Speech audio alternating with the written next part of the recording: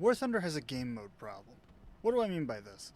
Well, as the veterans amongst you like myself know, War Thunder's modes have been pretty much the same since their inception.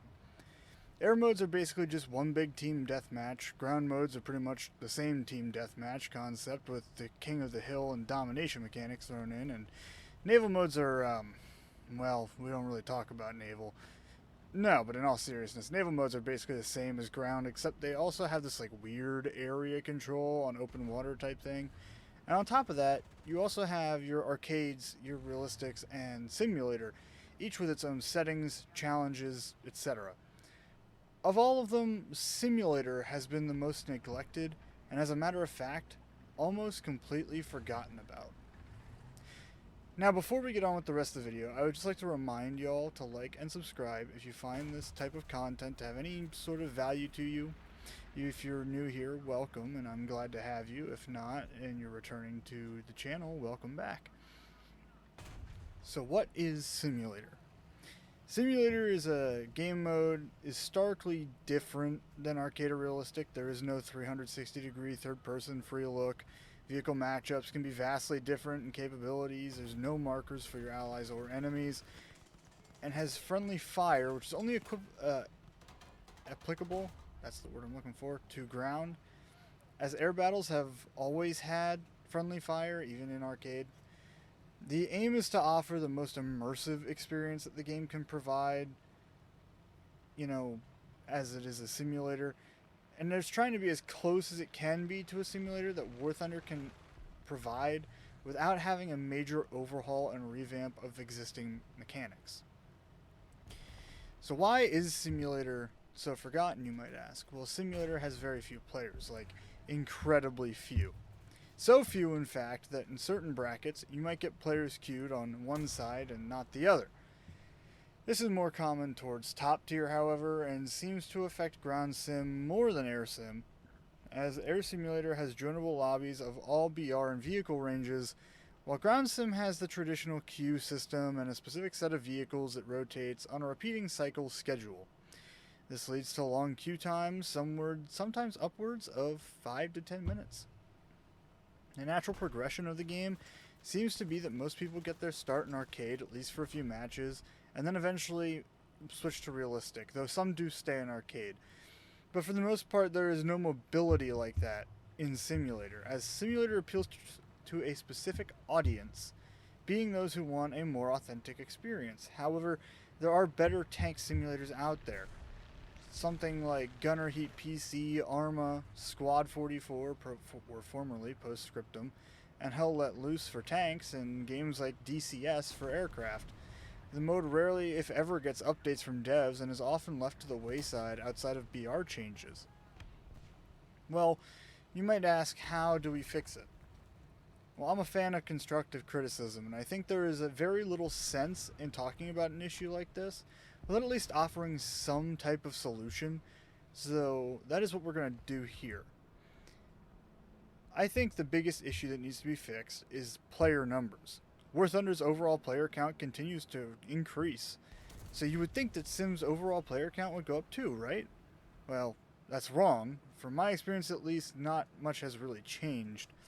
Now, I must preface this by saying I mostly play ground sim, as I'm not the best War Thunder sim pilot, and I prefer to do my sim piloting in a game like DCS.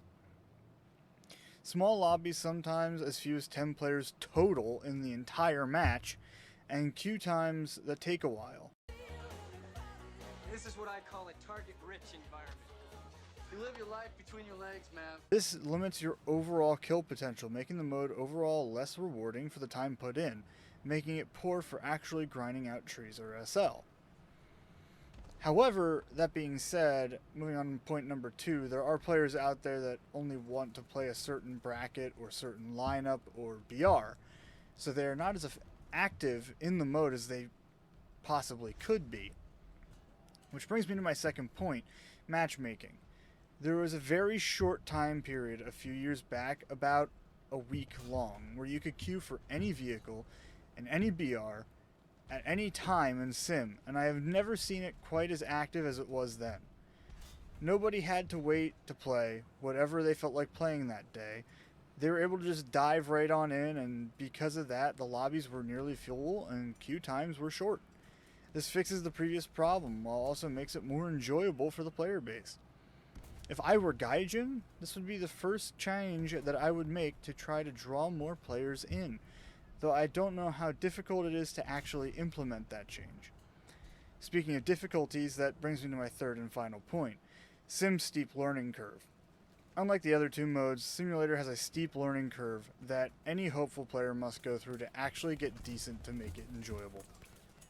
From offset gun sights, as the sights are actually at their model locations instead of the gun barrels, to not being able to peek corners with third person, to not having markers of your allies, which requires you to know your vehicle identification or risk team killing, to not having all of the flight assists in an aircraft. This is only exacerbated by the fact that there are no tutorials whatsoever for the mode and its many differences. If we want to bring more people in, we need to make it more easy to learn the mode. Whether that be with tutorials or some other way, some things can't be taught, like vehicle identification, which comes more and more with time and experience. But just being able to get a familiarity without being just thrown in would be a really good step in the right direction. Maybe having some kind of system where your first few matches you play against other similarly skilled players, or new players, and or bots. This would give new players time to acclimate to the mode without getting absolutely decimated by people who have been playing for a long amount of time.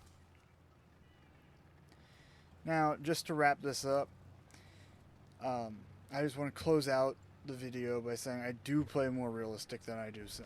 And part of that has to do with some of the issues that I've already talked about in the video. So if you play a lot of Sim, like all of the time, feel free to put in the comments what issues you see or some possible solutions you might have.